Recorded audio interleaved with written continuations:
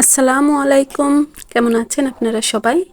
আশা করছি আল্লাহর রহমতে অনেক অনেক ভালো আছেন। আমিও আলহামদুলিল্লাহ বেশ ভালো আছি। কাছে এবং দূরে, দেশ এবং দেশের বাহিরে যে যেখান থেকে আমার আজকের এই ব্লগ ভিডিওটি দেখছেন তাদের সবাইকে স্বাগতম। Welcome to my channel and welcome to my new blog video. তো আজ কিন্তু আমাদের বাসায় আমার খুব ভালোবাসার একজন মানুষ আসবেন। তো ওনার জন্যই আর কি প্রথমে আমি বিছানাটাকে সুন্দরভাবে গুছিয়ে নিচ্ছি। আর আজকে কিন্তু আমাকে অনেকগুলো কাজ করতে হবে এবং সেগুলো আমি একা সম্পূর্ণ কাজটি নিজ হাতে করব এবং কিভাবে করব সেটাই আপনাদের মাঝে শেয়ার করছি। তো একজন আসলে কিন্তু এলোমেলো ঘর পছন্দ করবে না, আর আমি কিন্তু একটু এলোমেলোই হয়ে থাকি যেহেতু সময় একটু কম পাই। তো স্কুল থেকে এসে আর কি খুব তাড়াহুড়ো করে বিছানাটা গুছিয়ে নিলাম আগেই। ঘরগুলো অন্তত গোছানো থাক, রান্নাটা একটু দেরি হলেও সমস্যা নেই। তো ঘরগুলো কোনো রকম গোছগাছ করে তারপর আর কি কাটাকুটো যে করার ছিল সেগুলো আর কি কেটে নিয়েছিলাম। তারপর বাটাবাটির কাজ করেছি। আসলে এত কিছু যদি ভিডিও করে দেখায় ভিডিওটা কিন্তু সারাদিনের লং টাইমের কাজ, লং টাইমই হয়ে যাবে, ভিডিওটাও বড় হয়ে যাবে। তো এত বড় ভিডিও করতে গেলে কিন্তু কাজের পরিমাণও দ্বিগুণ হয়ে যায়। বারবার ক্যামেরা অন করে কাজ করা, ফটোশ্যুট করা, ভিডিও করা, এগুলো অনেক ঝামেলার কাজ। তো ভাবলাম যখন যতটুকু পারবো ভিডিও করব। আমি কিন্তু সম্পূর্ণ রান্নার ভিডিওটিও করতে পারি নাই। ইভেন খাবার সার্ভ করার ভিডিও তো আমার কোনো সময়ই করা হয় না, যেহেতু আমি সব সময় আর কি লেট হয়ে যাই। আর একটা কথা এখানে বলে দিই, আজকে যে মেহমানটি আসছেন আমাদের বাড়িতে তিনি হলেন আমার খুব কাছের একজন মানুষ, খুব ভালোবাসার একজন মানুষ। তিনি হলেন আমার শাশুড়ি মা। আসলে মায়ের পর তো ওনাকেই মা বলে ডাকি। তো আপনারা জানেন হয়তো বা কতটা কাছের হলেই সবাই তাকে মা বলে ডাকে। তো এগুলো দেখতে হলে ভিডিওটি সম্পূর্ণ না টেনে দেখে যাবেন, কারণ আমি খুব শর্টে ভিডিওটি করেছি। আর ভিডিওটির এই পর্যন্ত যদি কারো ভালো লেগে যায় কোথাও কোনোখানে, তবে প্লিজ ভিডিওটিতে একটা লাইক দিয়ে দিবেন। তাহলে আপনাদের একটা লাইক আমাদের পরবর্তী ভিডিও দিতে অনেক উৎসাহিত করবে।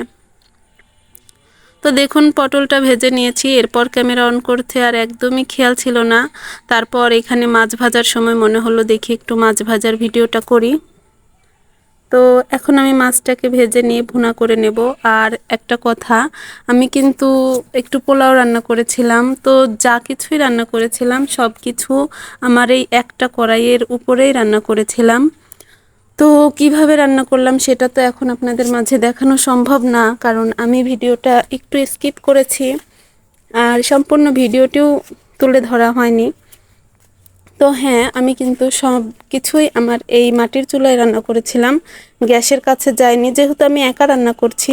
তো গ্যাস অন করার চেয়ে মাটির চুলাতে ধীরে ধীরে রান্না করি, কারণ আমার রান্নাঘর একদিকে আর গ্যাসের চুলা যেখানে আছে সেই ঘরটা আসলে অন্যদিকে। তো দুই দিকে দুই হাত দিয়ে তো আর কাজ করা সম্ভব না। তো যার জন্য আমি এই মাটির চুলাতেই ভাবলাম যে রান্নাটা করি, শাশুড়ি মার আসতে যেহেতু দেরি হবে।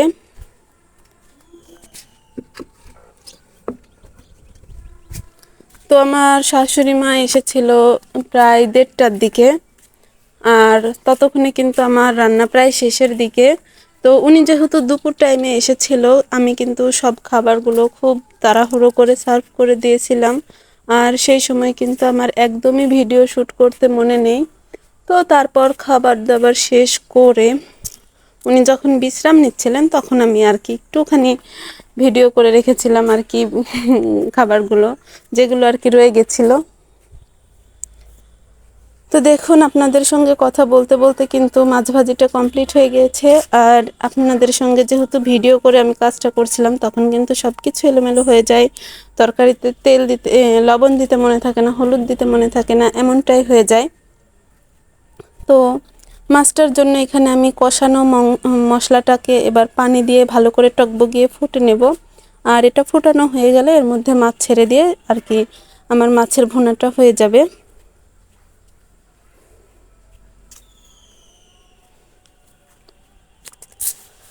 আর এই মাছ রান্নাটার পর কিন্তু আমি এই কড়াইয়ে পোলাও রান্না করেছিলাম। আর সব শেষে যেটা করেছিলাম সেটা হলো একটুখানি মুরগির মাংস।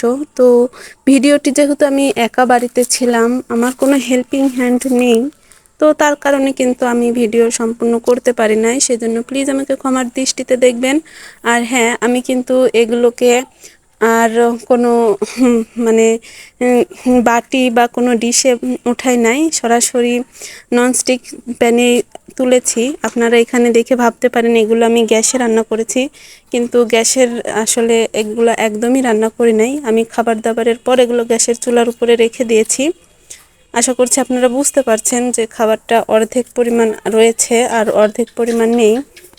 তো বেগুন ভাজিটা দেখলেন, আসলে খাওয়া হয়েছে যেহেতু সব কিছুই কম কম। দেখুন এখানে আসলে মাছের তরকারিটা যেটা এক বাটি ছিল এখানে হাফ বাটি রয়েছে। তো এটা কিন্তু শুরুতে ভিডিও করলে ভিডিওটি অনেক সুন্দর আসতো। আর এই যে আমার মুগ ডাল ভুনা, আসলে মুগ ডালের ঘন্টটা এখানে একদমই বোঝা যাচ্ছে না। তো যাই হোক, এভাবেই চলছিল।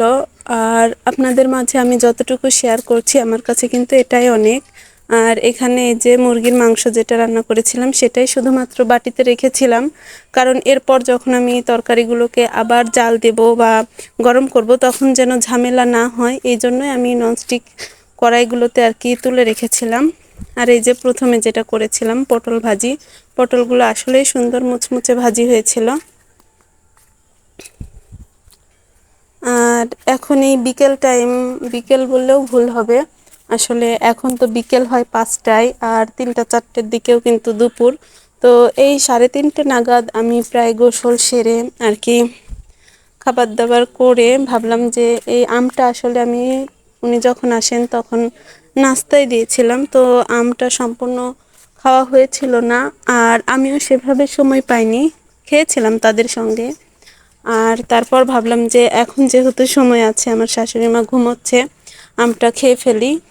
আর আমার জুনাইদ বাবাও কিন্তু ঘুমাচ্ছিল না, ও আর আমি খেয়েছিলাম।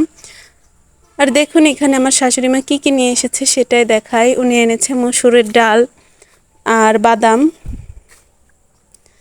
তারপর নিয়ে এসেছে খাঁটি সরিষার তেল। এটা একদমই সরিষা, বাড়ির সরিষা, উনি ধুয়ে শুকিয়ে ভাঙিয়েছিলেন, যেটা থেকে একদম ঝাঝালো তেল হয়েছে। উনি বললেন যে এটার সঙ্গে একটু সয়াবিন মিশিয়ে খেতে হবে, তা না হলে খুব বেশি ঝাঁঝালো গন্ধ আসলে সহ্য হবে না, কারণ আমাদের তো আর সরিষার তেল দিয়ে তরকারি খাওয়ার অভ্যাস নেই। তো যাই হোক, আমি এটা দিয়ে ভর্তা বানিয়ে খাবো। আর এখানে 2 ধরনের চাল নিয়ে এসেছেন। একটা হলো উপরেরটা আর কি আলো চাল, যেটা দিয়ে পিঠা বানানো হবে আর কি, আর নিচেরটা এমনিতেই বাড়ির খাবার চাল, ভাতের চাল যেটাকে বলে আর কি। আর এছাড়াও কিন্তু উনি আসলে পিঠা খাওয়ার জন্য আটা নিয়ে এসেছেন। পিঠা বা রুটি গরমের সময় কিন্তু রুটি দিয়ে আর কি আম খুবই ভালো লাগে।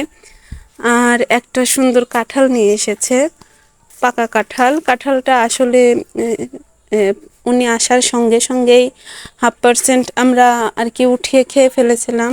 আর পরে যেহেতু ভিডিও করছি, সব যেহেতু হাফ, কাঁঠালটাও কিন্তু হাফ। ওই যে দেখুন বিচিগুলো বাটিতে রেখে দিয়েছি, এই বিচিগুলো দিয়েও অনেক কাজ হয়। আর এখন এই আমগুলোকে আমি খেয়ে নিব।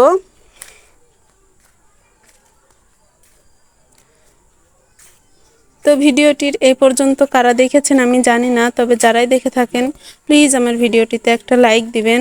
আর বারবার এই একটা কথা বলার কারণ হলো আপনাদের একটা লাইক কিন্তু আমাদের অনেক উৎসাহিত করে পরবর্তী ভিডিও দেখার জন্য।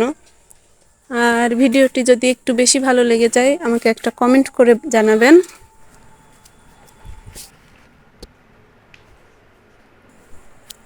আর হ্যাঁ, এই যে আমার শাশুড়ি মা যে মিষ্টিটা নিয়ে এসেছিল, এই মিষ্টিটা কিন্তু আমি দেখাতে একদমই ভুলে গিয়েছিলাম, তাই ভাবলাম যে মিষ্টিটা এখনই দেখাই আর একটা খেয়েও ফেলি।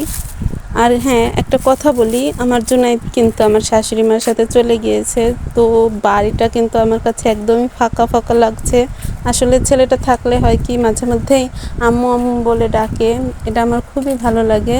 ও যতই জ্বালাক, যতই ডিস্টার্ব করুক, ওকে কিন্তু অনেক ভালোবাসি। আর ও না থাকলেও ওকে অনেক মিস করি। যাই হোক, ওর দাদি এসেছে, ও দাদির সঙ্গে যাবে বায়না করেছে, ওর দাদি ওকে নিতেই এসেছিল, তো সেই জন্য ও চলে গিয়েছে। আর আজকের ভিডিওটি বাড়াবো না, এই পর্যন্তই। ভালো থাকবেন সবাই, আল্লাহ হাফেজ, আসসালামু আলাইকুম।